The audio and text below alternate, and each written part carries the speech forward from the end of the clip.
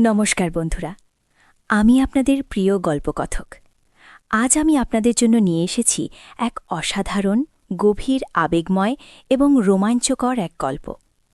এই গল্পটি আমাকে এক নাম প্রকাশে অনিচ্ছুক ফলোয়ার পাঠিয়েছেন। তিনি বলেছেন এই গল্পটি যেন আমি খুব যত্নে, খুব সাবধানে আপনাদের শোনাই।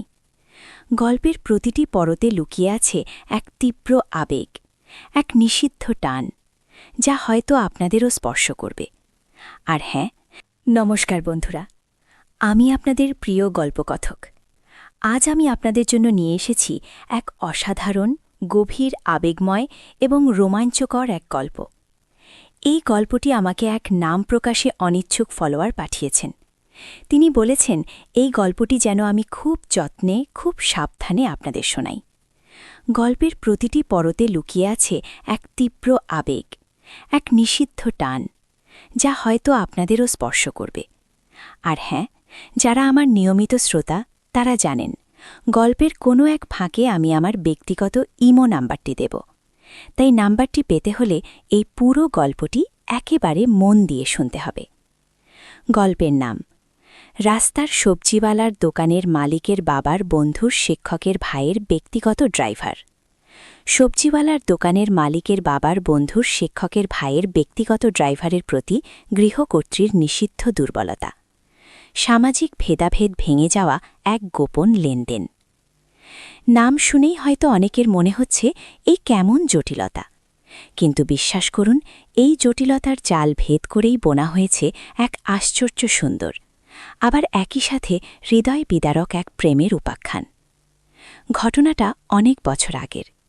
আমাদের পাড়াতেই বাস করতেন চৌধুরী সাহেব। বিরাট ধনী না হলেও তাদের প্রতিপত্তি ছিল। 3 তলা বাড়ি, নিজস্ব বাগান, আর সাথে ছিলেন তার স্ত্রী মালবিকা দেবী। মালবিকা দেবীর বয়স তখন 40-এর কাছাকাছি।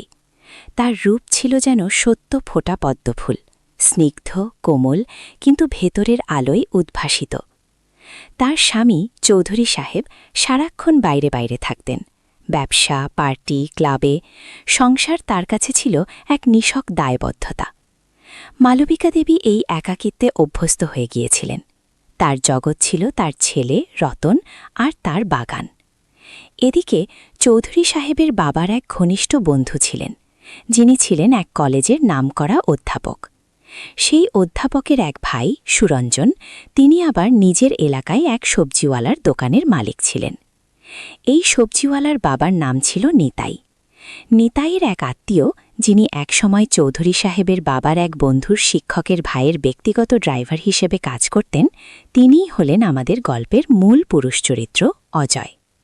হ্যাঁ, নামগুলো শুনতে হয়তো একটু গোলমেলে লাগছে, কিন্তু এটাই বাস্তবতা। অজয়, সে ছিল চৌধুরী সাহেবদের বাড়িতে নতুন ড্রাইভার হিসেবে আসে। বয়স 30-এর কাছাকাছি। দেখতে সাধারণ হলেও তার চোখে মুখে ছিল এক অন্যরকম তীক্ষ্ণতা, এক গহীন প্রভাব।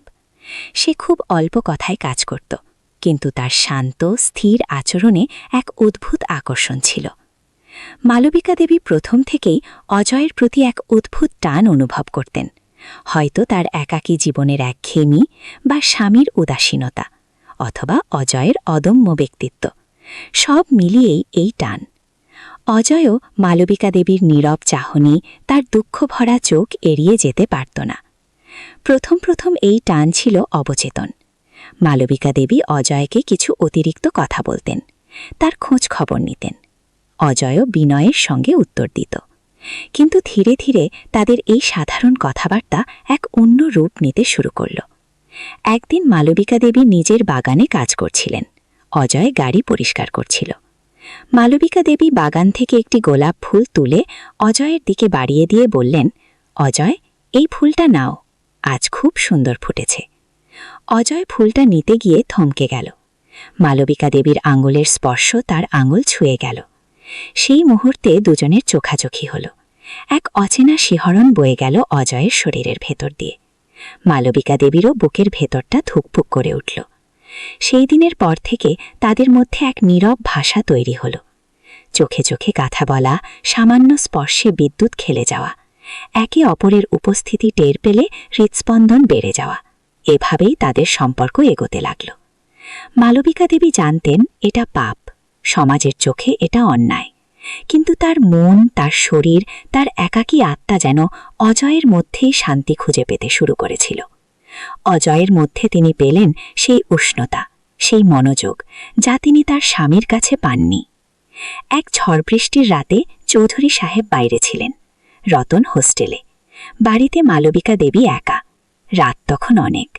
হঠাৎ কলিং বেলের শব্দ। মালবিকা দেবী দরজা খুলে দেখলেন অজয় দাঁড়িয়ে, তার মুখ ভিজে, চুল ভেজা। কি ব্যাপার অজয়, এত রাতে? মালবিকা দেবীর গলা শুকিয়ে গেল। ম্যাডাম, একটু বৃষ্টিতে ভিজলাম, ভাবলাম আপনার জন্য একটু গরম চা করে দিই। অজয়ের গলায় ছিল এক অদ্ভুত বিনীত অনুরোধ।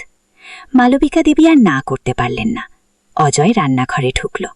মালবিকা দেবী তার পিছনে পিছনে গেলেন। কিচেনের হালকা আলোয় অজয়ের মুখটা আরও স্পষ্ট দেখা যাচ্ছিল। তার ভেজা শার্ট শরীরের সঙ্গে লেপটেছিল। মালবিকা দেবীর চোখ আটকে গেল। অজয় চা বানাতে বানাতে মালবিকা দেবীর দিকে তাকিয়ে বলল, ম্যাডাম, আপনার শরীর খারাপ লাগছে? মালবিকা শুধু মাথা নাড়ালেন। তার মনে হচ্ছিল তিনি বুঝি একটু পরেই অজ্ঞান হয়ে যাবেন। অজয় চা নিয়ে এসে মালবিকা দেবীর হাতে দিল। মালবিকা দেবীর হাতটা তখন কাঁপছিল। অজয় তার হাতটা আলতো করে ধরল। সেই স্পর্শে মালবিকা দেবীর সমস্ত দ্বিধা, সমস্ত ভয় যেন এক নিমেষে উধাও হয়ে গেল।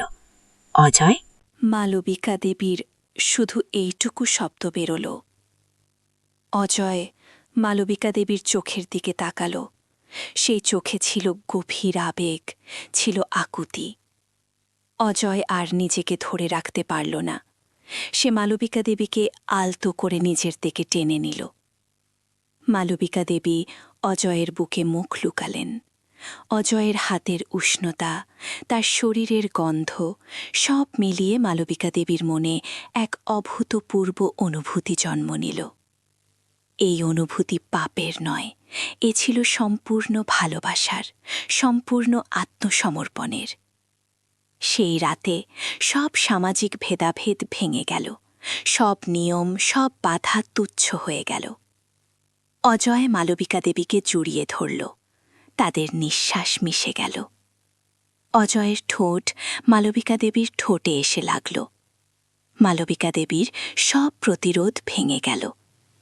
সেও অজয়ের আলিঙ্গনে নিজেকে বিলিয়ে দিল। তাদের প্রেম ছিল নিষিদ্ধ, ছিল অসম। একজন বাড়ির মালকিন, অন্যজন চাকর। কিন্তু ভালোবাসার কাছে এসব তুচ্ছ। সে রাতে, সেই ঝড় বৃষ্টির রাতে, দুটি একা আত্মা যেন একে অপরের মধ্যে খুঁজে পেল তাদের আশ্রয়। কিন্তু এই গোপন অভিসার কি চিরকাল গোপন থাকবে? সমাজের চোখে তাদের এই সম্পর্ক কি কোনোদিনও স্বাভাবিক হতে পারবে? মালবিকা দেবীর স্বামী যদি জানতে পারে, তবে কি হবে? এসব প্রশ্ন মালবিকা দেবীর মনেও উকি দিচ্ছিল। কিন্তু অজয়ের সান্নিধ্য সেই সব ভয়কে মুহূর্তে মুছে দিচ্ছিল। তাদের এই গোপন লেনদেন, এই নিষিদ্ধ প্রেম কতদূর করাবে? তাদের ভবিষ্যৎ কি? গল্পের বাকিটা জানতে এবং আমার ব্যক্তিগত IMO নাম্বারটি পেতে অবশ্যই আমার চ্যানেলে সাবস্ক্রাইব করুন এবং কমেন্ট করে জানান আপনারা কি এই গল্পের দ্বিতীয় পর্ব শুনতে চান।